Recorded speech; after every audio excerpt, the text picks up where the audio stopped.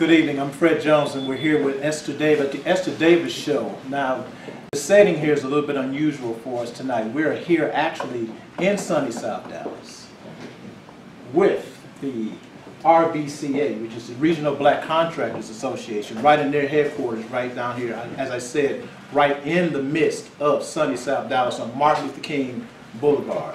And so when you come down here, you will not miss it because it is a great facility, a great building. And before we get into why we're actually here, and I introduce this gentleman on my left to you, who you're going to be very interested in hearing about. This General Richard Dix. We're going to ask Zarius if he will give us a little insight on what the Regional Black Contractors Association is all about and what they're doing. All right, thank you for that. What your audience probably will be interested to know is that we're right on the corner, right down the street at the light. That's Malcolm X and MLK. It's only a couple of cities in the state, in the United States, that actually cross section, and we happen to be one of the strongest contracting unions in the region.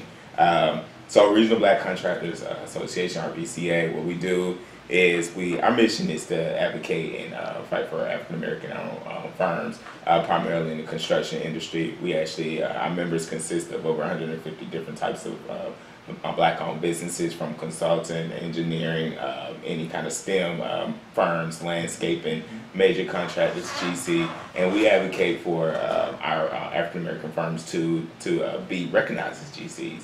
A couple of the services that we're doing is we work on procurement, training. We pay a high attention to reentry of our reentry programs, and that's including veterans as well as nonviolent ex-offenders.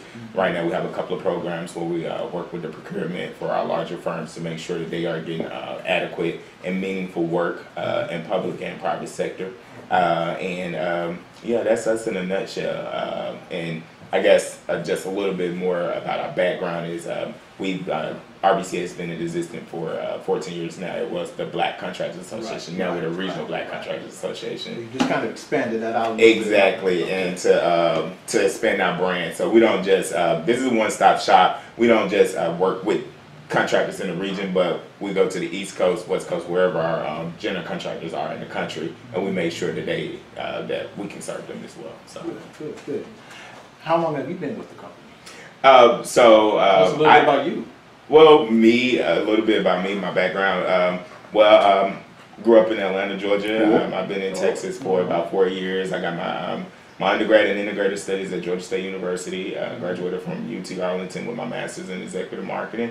Management, I apologize. And right now I'm a student at SMU studying international policy. I've been on the board of directors with RBCA. I'm in my first term as a board member, and they actually brought me in to help with some of the operations. And so I'm the director of our industry partnerships and community partnerships. So I manage all of our contractors, all of our contracts with industry partners, and kind of structure what our training program will look like. And also I work with a couple of other, chambers of commerce. I'm a senior fellow at the U.S. Black Chamber of Commerce and a board of directors member at the Dallas Black Chamber of Commerce as well. As you can see, this is not a joke. And as we get towards the end, we're going to bring in John Proctor, who is the brainchild and who's the founder. And he's making this whole ship sail smoothly across these rough edges of these rough oceans, which also transcends us right into General Richard Dix. This is his second appearance in Dallas, if I'm not mistaken, that I know of. Yes. And he came last year, and he has a unique vision, a unique concept on how he wants to make sure that the black community, our community, is more self-reliant, self-sufficient, and that we get things together. And that's why we're here in this particular office. So without any further ado, I want to introduce the viewing audience to General Richard Dix. And tell me, this is your second time coming and to Dallas. And so from the first time that you came, would you give us a little bit of background of why you wanted to come to Dallas, what you see is the reason why you should be here in Dallas, and what are some of the things moving forward that you would like to try and integrate as far as your vision goes for how we can make that community that we're trying to build? Okay, so why am I in Dallas? I'm here in Dallas to fulfill a promise that was made back in 2006.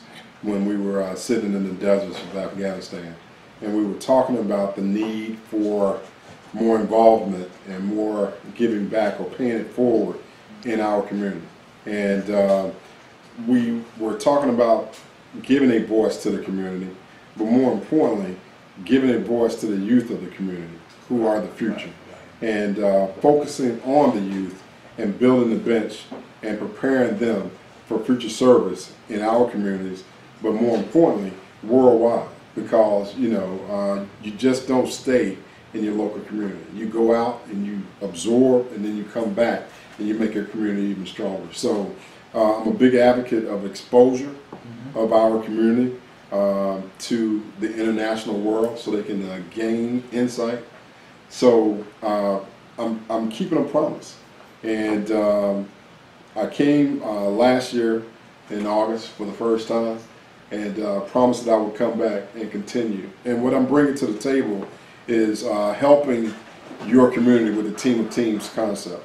And that's where you take different skill sets of various teams that are within this community, and you bring them together under one flagship, and you make them stronger as they can take those skills that each other team brings to the table, and they can promote growth, and they can get after some of those tough problems inside of the communities that we want to address. And we've always been a community or a nation that has been willing to help ourselves. So this is no different. Everything that we're experiencing right now in every community within this country, we've experienced it before. Everything happens in a cycle. And if you remember the history, and you can take the history and then apply those lessons learned, then you can solve any of those problems that are coming up nowadays.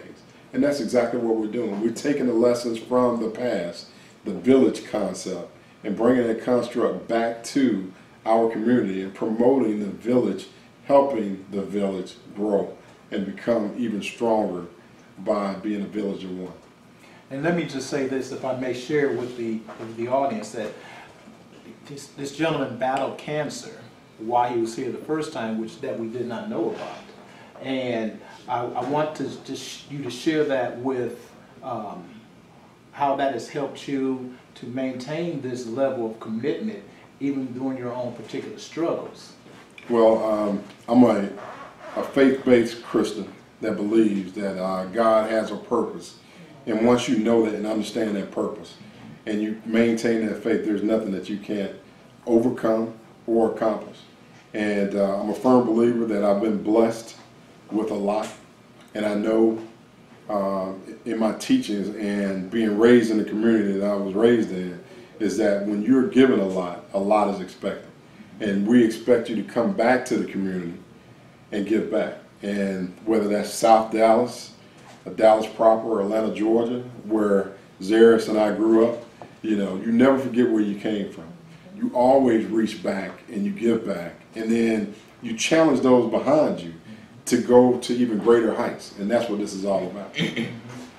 So from the first time that you were here to this second time that you're here today, what have you noticed has been consistent, or what do you think we need to, what directions has your directions or your, should I say, your strategy changed any or altered a little bit between the two visits as to how we're going to get this done? Well, I think the strategy stays the same. Okay. We use a team-to-team approach, and we come together on one accord, and that is to give back and strengthen our local community. More importantly, to inculcate into the youth of these communities that there's nothing that you can't do. But the one thing that you got to hold to is that you got to put God first. Right. Because with Him, there's nothing that you can't overcome. So what I learned and what I've been observing is that the message is received and it's wanted. I talked to some 6th and 7th graders at the international school earlier today. And I explained to the students that I was up at 4 o'clock, on my way, flew in, changed clothes, came right to them, and my goal was to talk to them about what they want to do, introduce the 5-year plan to them, and then open up their minds to the possibilities that they can be exposed to. And with a structured plan, we can develop a plan several courses of action to choose from. That if plan A doesn't work, you go to plan B. If plan B doesn't work, you go to plan C. The goal is you just don't quit and you don't give up. Now, that's the same thing for the adults in the community, you know, because when you get knocked down, at some point in time, you get tired of trying to get back up. My message is real simple. It is paramount that you get back up. It's paramount that you can't forget where you came from. And it's paramount that you hold to your faith. And if you really believe that your faith will see you through any tough time, then you got to gravitate, and you got to gravitate to the message. Now, I don't come from South Dallas. I come from Atlanta, Georgia. I'm preaching the same thing in Atlanta, Georgia that I'm preaching here in South Dallas. I just happen to be here. The people in Georgia want to know why I'm coming to Dallas. The people in Dallas want to know why I ain't in Atlanta. You know, the message is still the same. It's all related. You know, yeah. It's all related. You know, they need to see positive role models. They need to see somebody that looks like them. But more importantly, they need somebody to challenge them and then hold them accountable. That's the one thing that's missing.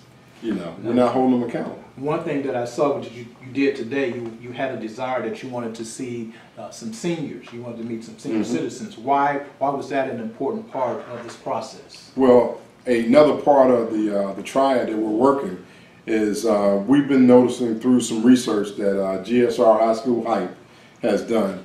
About 85% of grandparents raising grandkids right now in this area, in this state. And whether it's through military deployments and personnel downrange, or whether it's, you know, any other inevitable that's happening, you got a lot of grandparents out there. And the one thing that I noticed during the trip today is that there is an information gap or a knowledge gap for some of those grandparents that we in our generation and the generation behind us, they're computer savvy. They know how to go onto the internet and find what they need. So we've got to assist the grandparents and make it a little bit easier for them, but we also got to give them some help and get those mentors out there to help them out. Jerry, let me come back to you. You mentioned about the ex-offenders and the veterans. Why is that important for the Regional Black Contractors Association to focus in on those two primal groups? Well, so like the general was speaking about, we've noticed for a couple of decades now, I say for the last two decades, going on 3, that mass incarceration has been a huge issue in our communities, and that is one component of why there are so many fatherless homes, and you know that, and the war on drugs as well. So that's why the numbers you see of so many grandparents raising kids these days. But another component of that is that when you have areas such as South Dallas, see, being from Atlanta, the general lot, we know what black excellence look like because we see it in our cities in the area that we grew up. But in areas like this, it's not always seen. So there aren't a whole lot of opportunities out there, and we also recognize the fact that not everyone is college material. Not every child of color or just kids in general growing up are just gonna gravitate and be scholars. That's just not the case. But some of them can build buildings. Some of them understand science. Some of them understand technology, and a lot of them are far more technically advanced. So if they're getting in trouble, we want to make sure they have an alternative. If something happened, for instance, we know one of the things we know is that while African American kids smoke marijuana at the same rates as white kids, we know that there are 60% more of African American kids get locked up for these nonviolent offenses. Ruins their life, ruin their record. They have to check the box, the ballot box. Making that admission. Right. Exactly. Right. So we want to make sure. Box. Exactly. So we want to make sure that even if they don't get an opportunity to get some of the federal funding or anything to go to a community college and things like that, we want to retrain them so they can get into the workforce. So all of our industry partners, it's a requirement from our with the RBCA. Any of our industry partners, it's a requirement that they are open to it, and we also with the solicitation, we send out a commitment to hire, because we do the training and recruitment as well as the procurement piece of it as well. So for our BCA to work on your behalf, you are required to make sure that you give those opportunities to those. Knowledge is power. That's just the bottom line, and you have just witnessed right here today 2 powerful entities that are going to bridge themselves together. For the last couple of minutes, I want to bring up a couple of people here. I need to bring up Mr. J.P. John Proctor.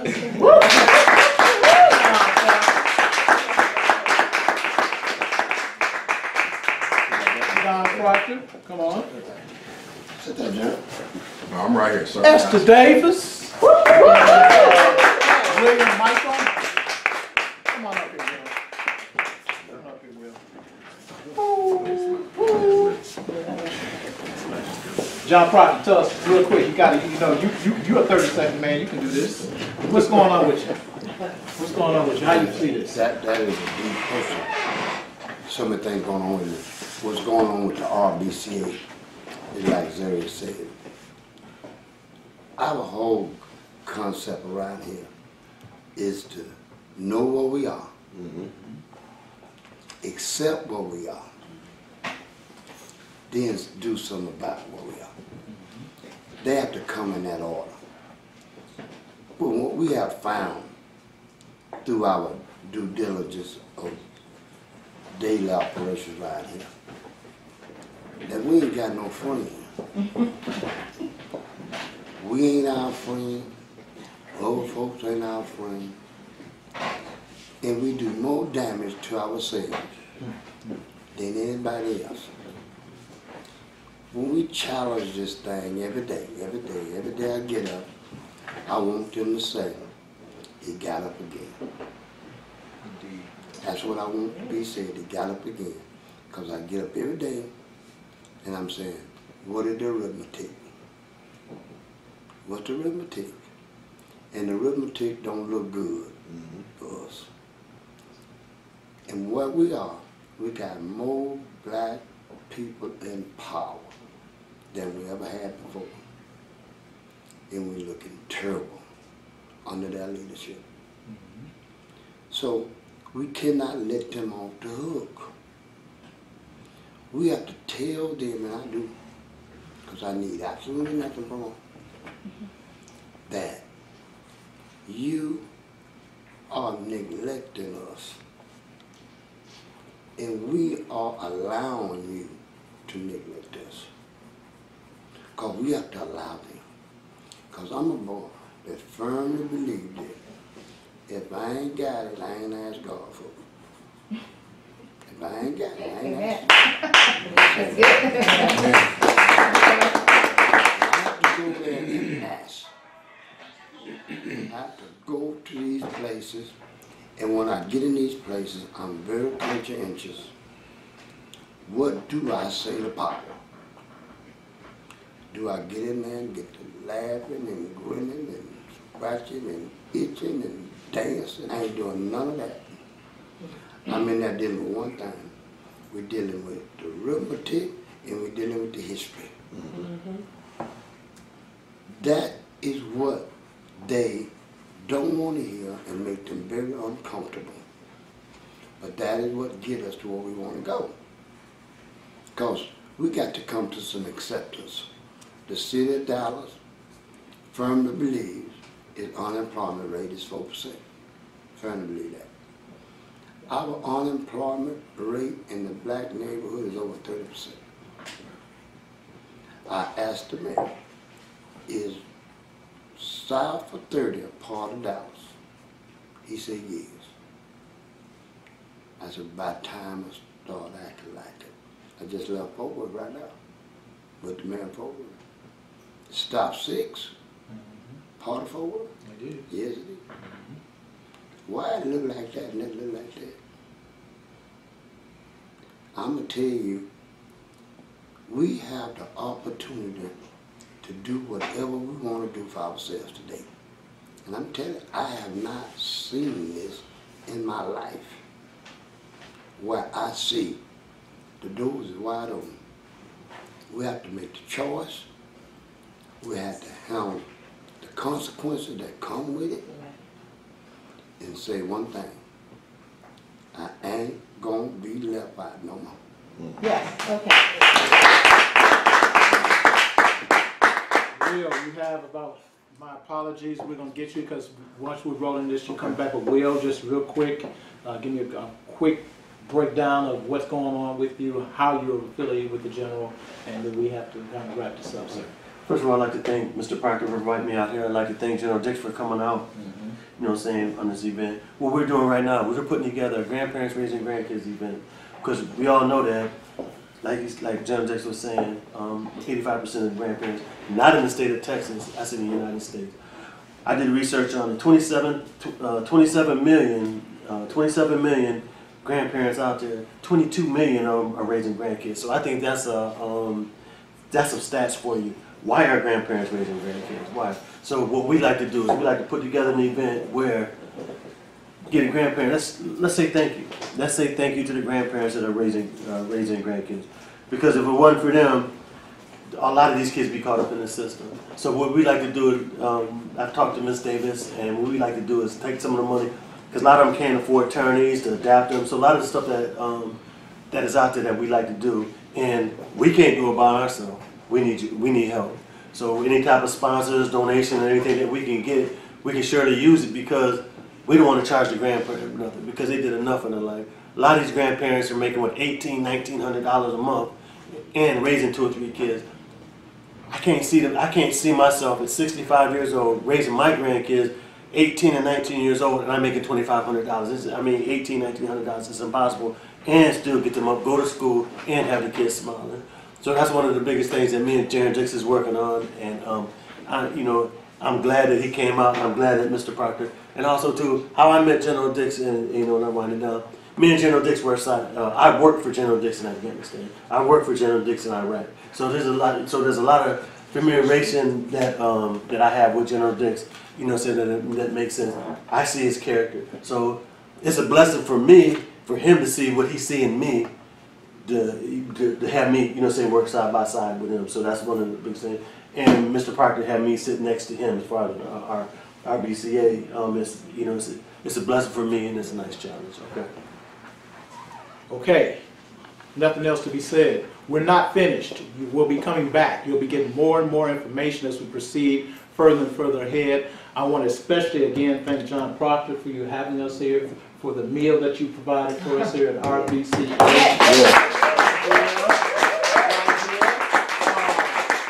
Martin Luther King / Malcolm X. We got to make sure we get that on. I also want to extend a great, warm appreciation for you, General Dix, for keeping your word and your promise and coming back. I'm Fred Jones with the Esther Davis Show. We'll be back. That's all I got to tell you. Thank you.